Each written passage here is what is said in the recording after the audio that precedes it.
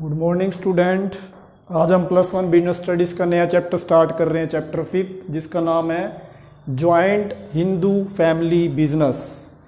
अब joint Hindu family business को समझने से पहले आपको समझना पड़ेगा जॉइंट हिंदू फैमिली क्या होती है। संयुक्त हिंदू परिवार अकॉर्डिंग टू हिंदू लॉ, आपके हिंदू अधिनियम के अनुसार, कानून के अनुसार, joint Hindu family is a group of person. Joint Hindu family में ग्रुप ऑफ पर्सन होता है, व्यक्तियों का समूह, whose ancestor is the same, जिनके एंसेस्टर सेम होते हैं। एंसेस्टर होते हैं पूर्वज। Under it the unmarried daughters and wifes are also include, जिसके अंदर अनमैरिड डॉटर्स शामिल होती हैं और वाइफ्स शामिल होती हैं। The organisation of the joint Hindu family, joint family is the base on the following two facts. जो इसका ऑर्गेनाइजेशन होता है, संगठन होता है, वो 2 तथ्यों पर निर्भर करता है। Number 1, coparcenary means a common ownership is the ancestral property. जो कोपारसेनरी मीन्स है वो होता है कॉमन ओनरशिप, मतलब आपकी जितने भी पूर्वज प्रॉपर्टी छोड़ के जा रहे हैं उनके बीच आपका कॉमन ओनरशिप है। ओनरशिप होता है स्वामित्व होना। Coparcenary is created by law and not by any contract. आपका जो कोपारसेनरी है इसको बोलते हैं सहभागी। ये कानून से बनता है, किसी अनुबंध से नहीं बनता। According to it an individual gets a right in the ancestral property immediately after birth. इसके अनुसार एक व्यक्ति जन्म लेने के तुरंत बाद पूर्वजों की जितनी भी संपत्ति होती है उसमें उसका राइट्स हो जाता है, अधिकार हो जाता है। मतलब ये होते हैं सहभागी, जो पूर्वजों की संपत्ति में सहभागी करते हैं। इनकी कॉमन ओनरशिप होती है।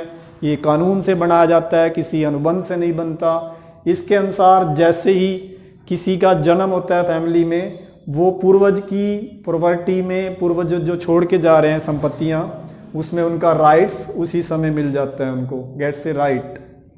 सेकंड है common property. According to law a Hindu joint family gets recognised as a undivided Hindu family only. कानून के अनुसार एक हिंदू ज्वाइंट हिंदू फैमिली जो है वो रिकॉग्नाइज, मान्यता प्राप्त कर सकती है एज अनडिवाइडेड हिंदू फैमिली, अविभाजित हिंदू परिवार के रूप में ओनली। केवल कब? When the family प्रोसेसन a property that is use for the welfare of all the members of the family. जब फैमिली के पास एक ऐसी संपत्तियां हैं जो फैमिली के सभी सदस्यों का वेलफेयर करती है, कल्याण करती है। The common properties include the flowing. Common properties कौन कौन सी हो सकती हैं? नंबर 1, एंसेस्ट्रल प्रॉपर्टी, जो पूर्वजों की प्रॉपर्टी है। Property created with the help of ancestral property, जो पूर्वज प्रॉपर्टी छोड़ के जा रहे हैं उसकी सहायता से आपने कोई प्रॉपर्टी का निर्माण कर लिया, वो भी कॉमन प्रॉपर्टी में आएगा। Third, personal property created as the property of the family. जो व्यक्तिगत प्रॉपर्टी होती है, व्यक्तिगत प्रॉपर्टी है, वो भी फैमिली की प्रॉपर्टी मानी जाएगी। तो ये था जॉइंट हिंदू फैमिली। जो जिनके पूर्वज सेम होते हैं वो जॉइंट हिंदू फैमिली होती है, जिनमें अनमैरिड डॉटर्स, वाइफ शामिल किए जाते हैं। इसमें सहभागी भी होते हैं जो पूर्वजों की संपत्ति में कॉमन ओनरशिप लेते हैं और जन्म लेते ही उनको राइट्स मिल जाता है। दूसरी होते हैं कॉमन प्रॉपर्टी, जिसमें फैमिली के पास एक ऐसी प्रॉपर्टी होती है जिससे फैमिली के ऑल मेंबर का वेलफेयर हो जाता है। वो 3 प्रकार की होती हैं, जिसमें पूर्वजों की संपत्ति आती हैं और पूर्वजों की संपत्ति की सहायता से कोई आपने संपत्ति क्रिएट करी है। और तीसरी व्यक्तिगत संपत्ति, जो पर्सनल प्रॉपर्टी होती है, वो भी फैमिली की प्रॉपर्टी मानी जाएगी।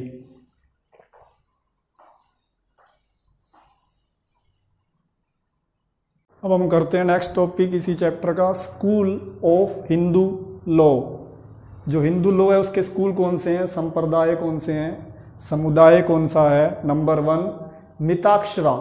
This community is popular in the country except Assam, Bengal and some parts of Odisha।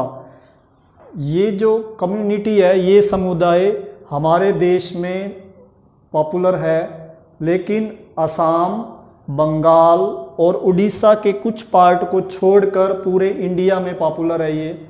Under this community with the birth of a son he gets all the equal rights along with his father in the ancestral property।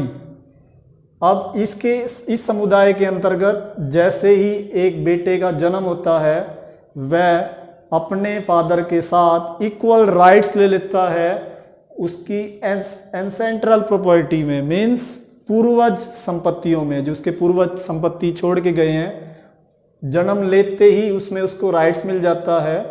When he becomes an adult, he can ask for a division of the family property।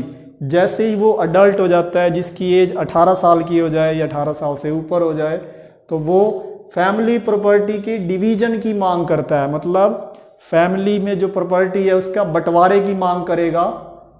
तो ये है मिताक्षर, जो असम, बंगाल और उड़ीसा के कुछ part को छोड़कर पूरे देश में लागू होता है। और इस समुदाय के अंतर्गत जैसे ही कोई बर्थ होता है किसी बेटे का, वो फादर के साथ इक्वल राइट्स रखता है पूर्वजों की संपत्ति में। जैसे ही वो अडल्ट हो जाएगा, वयस्क हो जाएगा, वो फैमिली की प्रॉपर्टी की बंटवारे की मांग करेगा। दूसरा है दया भाग। This community prevails only in Assam, Bengal and some parts of Odisha। जो ये समुदाय है ये असम में, बंगाल में और उड़ीसा के कुछ भागों में लागू होता है। Under it a son does not get any right in the property with his birth. इसके अंतर्गत एक बेटा अपना जन्म लेते ही प्रॉपर्टी में राइट नहीं मिलता, नॉट गेट एनी राइट, उसे कोई अधिकार नहीं मिलता। A son gets a right in the property only after the death of the father. इसमें बेटे को फादर की डेथ के बाद ही प्रॉपर्टी में अधिकार मिल जाता है। जो पहले वाला मिताक्षर था उसके अंदर जन्म लेते ही फैमिली की जितनी भी पूर्वजों की संपत्ति है उसमें अधिकार मिल जाता है, लेकिन दया भाग में क्या होता है, जब फादर की डेथ होती है उसकी डेथ के बाद ही उसके बेटे को राइट मिलता है प्रॉपर्टी के अंदर। क्योंकि ये असम, बंगाल और उड़ीसा के कुछ पार्ट में लागू होता है दया भाग, और ये मिताक्षर असम, बंगाल, उड़ीसा के कुछ भागों को छोड़कर पूरे देश में लागू होता है। अब हम करते हैं ज्वाइंट हिंदू फैमिली बिजनेस क्या है। संयुक्त हिंदू परिवार व्यवसाय, it refers to that business organisations under which all members of joint Hindu family carry a business under the control of mukhiya और कर्ता ऑफ द फैमिली। इसका मीन्स ये हो गया कि ऐसा बिजनेस ऑर्गेनाइजेशन, ऐसा व्यवसायिक संगठन जिसके अंदर हिंदू अविभाजित परिवार के, ज्वाइंट हिंदू फैमिली के जितने भी मेंबर्स होंगे, सदस्य होंगे, एक बिजनेस करेंगे, कैरी करेंगे अंडर द कंट्रोल, जो फैमिली का मुखिया होगा या जिसे बोलते हैं हम कर्ता, जो फैमिली का बड़ा मेंबर होता है उसे मुखिया बोलते हैं या कर्ता, उसके नियंत्रण में एक बिजनेस किया जाएगा। फैमिली के सारे मेंबर मिलकर एक व्यवसाय करेंगे, फैमिली के कर्ता और मुखिया के कंट्रोल में, नियंत्रण में, तो उसको बोलेंगे ज्वाइंट हिंदू फैमिली बिजनेस।